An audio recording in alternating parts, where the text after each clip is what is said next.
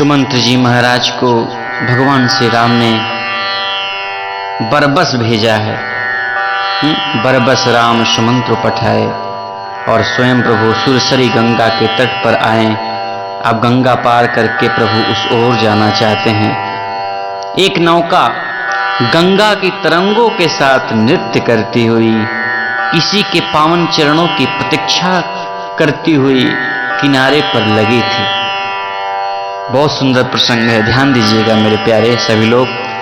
अनिल भैया, आप भी और आपके पूरे परिवार, माता जी, बहुत सुंदर प्रसंग है। देखिए, राम वनवास की कथा हम 2 दिन से, कल भी गाए हैं और आज भी गा रहे हैं। 2 दिन में खत्म नहीं हो रही है? कितनी अद्भुत कथा है राम कथा है। भगवान की कथा महाराज अनंत है वो। इसीलिए तो ब्रह्मा जी नेति नेति कह करके संबोधित कर रहे हैं। किनारे पर लगी थी नाव, एक केवट बैठा था। भगवान वहां पधारे और प्रभु ने वहां पर जब मांगा है, तुलसीदास जी लिखते हैं, भगवान ने स्वयं मांगा है। केवट से कहा कि भैया हमें एक नाव चाहिए, मुझे गंगा पार उतरना है। मांगी नाव न केवट आना, कहे तुम्हार मरम मैं जाना। मांगी नाव न केवट आना, भगवान ने आकर केवट से नौका मांगी और केवट ने साफ शब्दों में इनकार कर दिया। एक तो यह बताया कि जो मांगता है उसको नहीं मिलता, और जिनके जीवन में त्याग है, जिन्हें कभी किसी से कोई कामना नहीं, जो कुछ नहीं चाहता, संसार उसके चरणों में सब कुछ रखने को तैयार रहता है। लेकिन उन्हें तो कुछ भी नहीं चाहिए, क्योंकि चाह गई चिंता मिटी। मैंने बोला, पहले भी सुनाया है। तो मांगी नाव न केवट आना, प्रभु ने नाव मांगी, तुरंत केवट नहीं लाया। बोला मैं आपके मर्म को जानता हूं।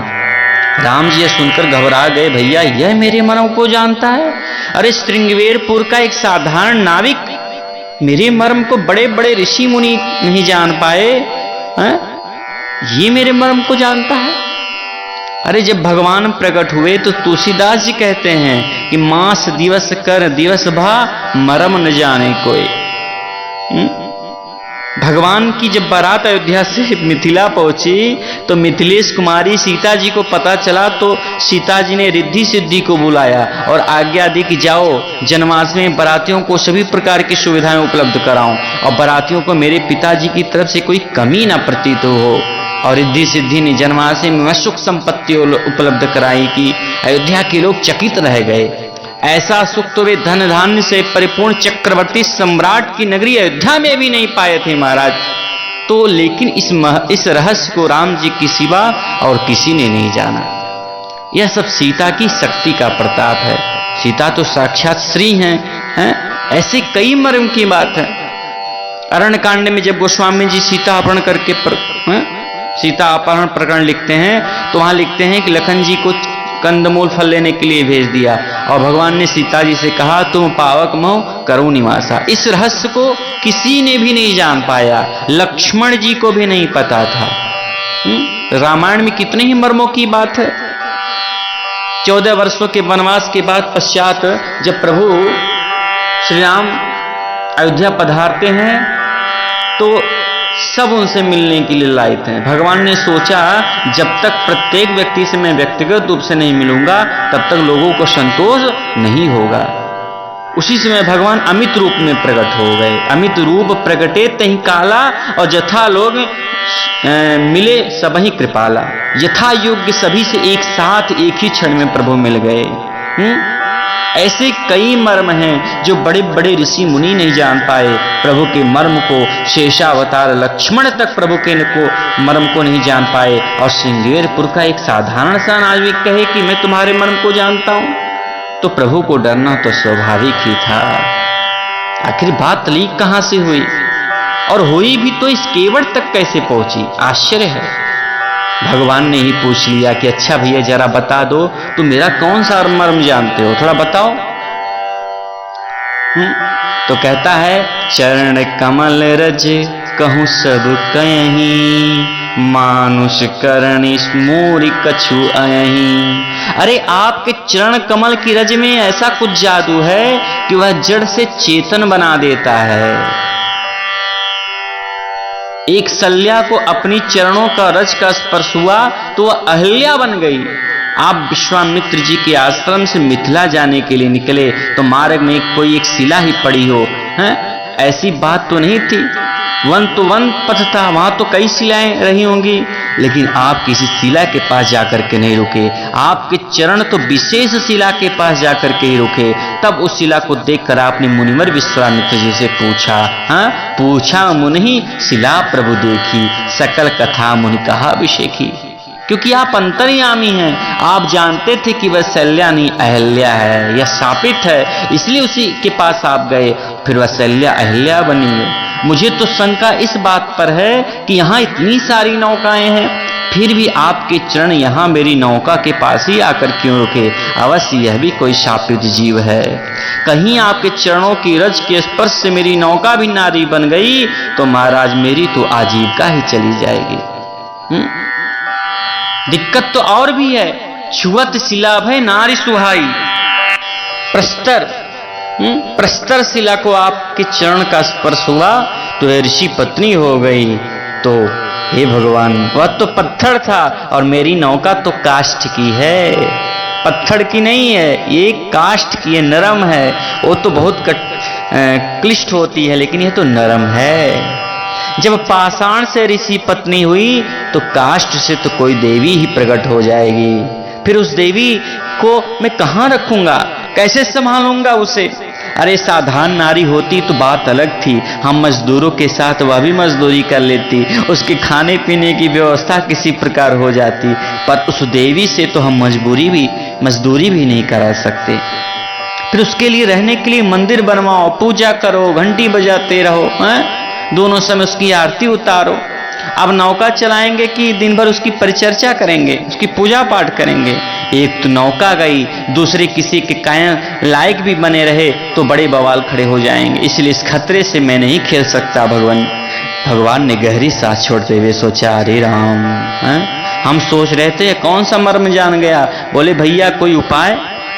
भगवान ने पूछा कोई उपाय है? तो केवट ने कहा उपाय है। भगवान बोले बताओ भैया कौन सा उपाय है? तो कह रहा है जो प्रभु पार अवश्य गाचयहूं, मोहि पद पदुम पखारन कहूं।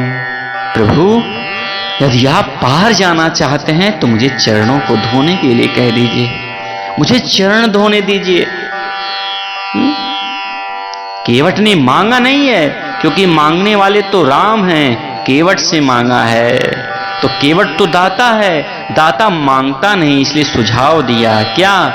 जो प्रभु पार अवश्य गाचहूं, मोहि पद पदुम पखारन कहूं। अरे वैसे ही जैसे कभी कभी दाता मांगने वाले के सामने रख देता है, यहाँ केवट दाता है, राम मांगने वाले हैं, तो केवट ने भी देने से पहले एक शर्त रख दी है, एक सुझाव दिया है। क्या? जो प्रभु पार, अरे आप मुझे चरण धोने के लिए कहिए, और जब आपके चरणों को मैं धुल लूंगा ना तभी आपको गंगा के पार ले जाऊंगा।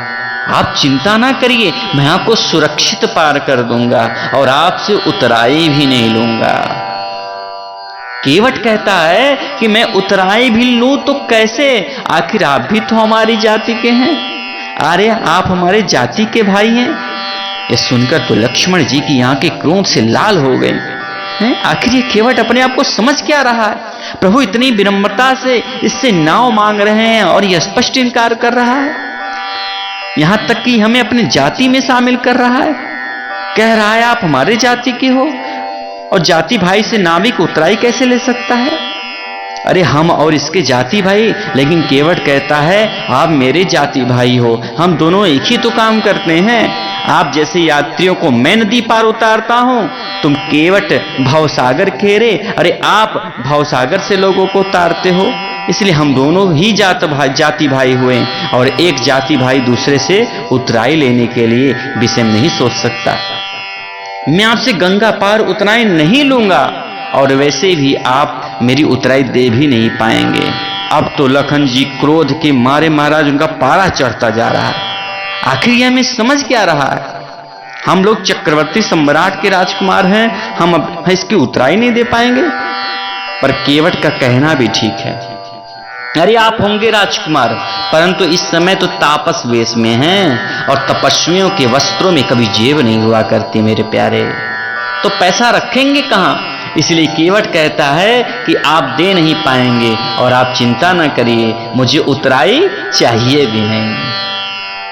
आपकी सौगंध, आपके पिताजी की सौगंध, मैं आपसे उतराई नहीं लूंगा। लखन जी का क्रोध तो 7वें आसमान पर पहुंच गया। अरे एक तो व्यर्थ का प्रलाप कर रहा है, उस पर हमारे प्रभु और पिताजी का सौगंध खा रहा है।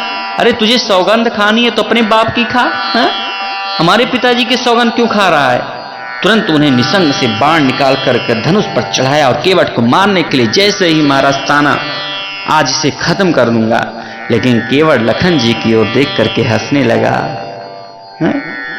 बताइए मेरे प्यारे, लखन जी देख रहे हैं और ये हंस रहा है। लखन जी शेष हैं, काल के प्रतीक हैं, और काल का बाण चढ़ा हुआ है, और एक क्षणांश में केवट समाप्त हो सकता है, परंतु केवट हंस रहा है, क्योंकि केवट में जरा भी भय नहीं है, केवट में लोभ भी नहीं है, केवट में भय भी नहीं है, केवट को उतराई भी नहीं चाहिए, और केवट की आंखों में लक्ष्मण जी के बाण का भी लेस मात्र भय भी नहीं है। प्राय संसार में लोग जब भक्ति करते हैं, या तो लोभवश या फिर भयवश। भगवान जी बस मेरी 1 लाख की लॉटरी खुल जाए, मेरा मकान बन जाए, मैंने कुछ पढ़ा नहीं है, अव्वल आ जाऊं, मेरी 5 लाख की लॉटरी लग जाए महाराज, एक से एक मनोकामनाएं भगवान के सामने रख देते हैं।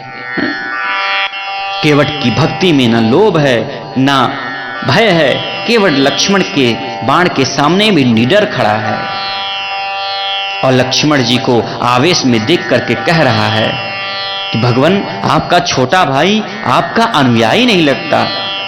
लखन जी ने कहा मैं तो प्रभु के पीछे पीछे चलने वाला हूं। केवट बोला बिल्कुल नहीं, यदि आप प्रभु के पीछे पीछे होते तो भगवान ने तो मेरे सामने हाथ फैला करके मांगा है, और आप हाथ चढ़ा रहे हो, बाण चढ़ा रहे हैं आप। इससे तो यही लगता है कि आप उनके अनुयायी नहीं हैं। लखन जी यदि आप मुझे मार भी देंगे तो क्या, केवट को मारना कौन से शौर्य की बात है?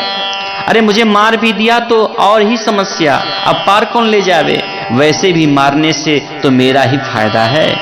एक तो गंगा के तट पर मरूंगा, और गंगा तट पर प्राण तारने से मेरी सदगति हो जाएगी, क्योंकि शास्त्रों में कहा ना, गंगा तव दर्शनात् मुक्ति।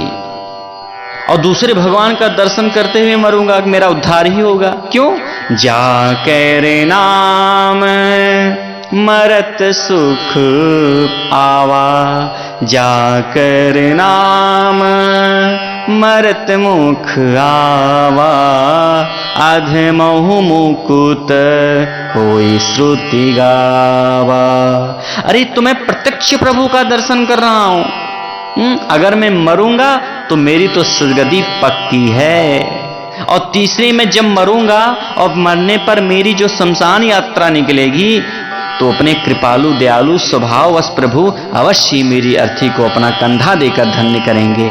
आपके ही कारण यह सब हुआ, अतः अपने कंधे का सहारा देकर मेरे शव को शमशान तक भी लेकर के जाएंगे। इस प्रकार मेरा तो फायदा ही फायदा है, इसलिए आप मारिए, मुझे मारिए। बरु तीर मारो लखनु पे, जब लगी न पाय पखारी हूँ, तब लागिन तुलसीदास नाथ कृपाल पार उतारी हूँ। अरे भगवान से भले ही आपका भाई लखन में बाण मार दे, लेकिन जब तक आपके चरणों को मैं नहीं धो लूंगा, तब तक आपको पार नहीं उतारूंगा। तब लगिन तुलसी दास नाथ, हे कृपालु, हे तुलसीदास के नाथ श्री राम, जब तक आपको पार नहीं करूंगा, या तो तब लगिन तुलसीदास, अर्थात तू तुरीय राम, तुरीय माने धनुष बाण के साथ राम आपको, ल से लखन आपको, सी से सीता आपको, तीनों को पार नहीं करूंगा।